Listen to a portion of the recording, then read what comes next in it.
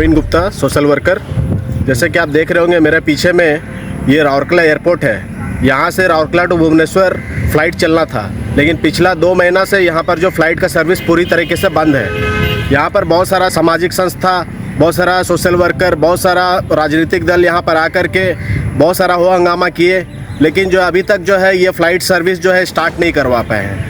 तो मैं राउरकेला वासी को बताना चाहता हूँ कि पिछला 10 दिन से, करीब 10 दिन से मेरा अलायंस एयर के साथ में रेगुलरली बातचीत चल रहा है, उनका मैनेजमेंट के साथ रेगुलरली बातचीत चल रहा है। पिछला 25 तारीख को मैं एक लेटर भी भेजा हूँ। बाद बाकी मोड जो कम्युनिकेशन है वो फ़ोन के थ्रू बातचीत हो रहा है, ईमेल के थ्रू बातचीत हो रहा है। तो जो हम मांग कर रहे हैं कि जो एयरपोर्ट का सेवा को स्टार्ट किया जाए, उससे पहले हम लोग को ये भी जानना ज़रूरी है कि वो सेवा बंद हुआ था क्यों।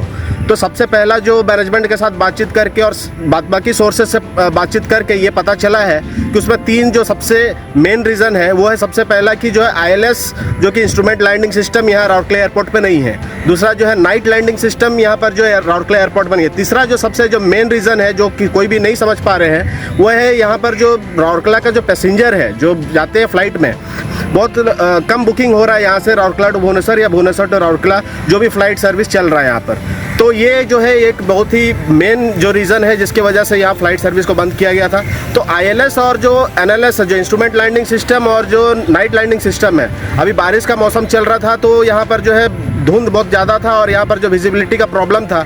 तो अभी तो बारिश ख़त्म हो गया है, तो बारिश ख़त्म हो जाने की वजह से नाइट लैंडिंग सिस्टम और इंस्ट्रूमेंट लैंडिंग सिस्टम का कोई प्रॉब्लम अब नहीं रहा। तो दूसरा जो प्रॉब्लम है वो जो प्रॉब्लम है आपका लो ऑक्यूपेंसी ऑफ पैसेंजर, बुकिंग बहुत कम हो रहा है। तो जो मैनेजमेंट से हमारा बातचीत हुआ है, मैं लेटर के थ्रू भी और दूसरे मोड ऑफ कम्युनिकेशन के थ्रू में मैं यही सजेशन दिया हूँ मैनेजमेंट को कि आप जो है लो ऑक्यूपेंसी अगर हो रहा है, हर दिन अगर फ्लाइट चलने में बुकिंग नहीं हो रहा है तो आप एक काम कीजिए, उसको अल्टरनेट डेज पे चलाइए। एक दिन छोड़ करके एक दिन चलाइए और किसी तरीके से भी वीकली कम से कम 3 से 4 दिन में चलाइए, ताकि जो है आपका लो ऑक्यूपेंसी का जो प्रॉब्लम है, आपका जो लॉस है, वो चीज़ तो कम से कम ख़त्म हो जाएगा। लेकिन जो है विमान सेवा जो आप पूरी तरीके से बंद कर दिए हैं, वो चीज़ को बिल्कुल भी बंद मत कीजिए, कम्प्लीटली बंद मत कीजिए, उसको चलने दीजिए। उस आर्टिकल में भी पब्लिश हुआ था कि महीना में एवरेज जो है ओनली 55 to 60% जो है ओनली यहाँ बुकिंग हो रहा है राउरकेला टू भुवनेश्वर या भुवनेश्वर टू राउरकेला में। तो ये एक तो प्रॉब्लम है ही, लेकिन लो ऑक्यूपेंसी की वजह से मैं ये सजेशन दे दिया हूँ, ऑलरेडी दे दिया हूँ कि जो है आप अल्टरनेट डेज में बुकिंग कीजिए।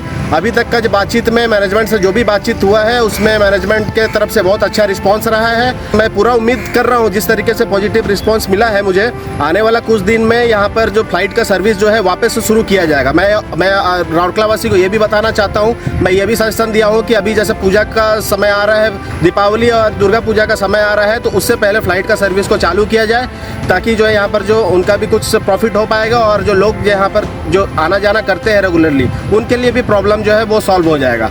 तो अभी तक का रिस्पांस बहुत अच्छा रहा है और मैं पूरा उम्मीद करता हूँ कि आने वाला कुछ दिन में यहाँ फ़्लाइट सर्विस जो है तो वापस से फ़्लाइट सर्विस शुरू होने का जो है पूरा उम्मीद जताया जा रहा है। इसके साथ साथ अगर आगे कुछ भी कम्युनिकेशन में मुझे पता चलता है, कुछ भी अपडेट मिलता है कि कब से स्टार्ट होगा या कुछ भी, तो मैं राउरकेला वासी को ज़रूर इसके लिए अपडेट दूंगा। धन्यवाद।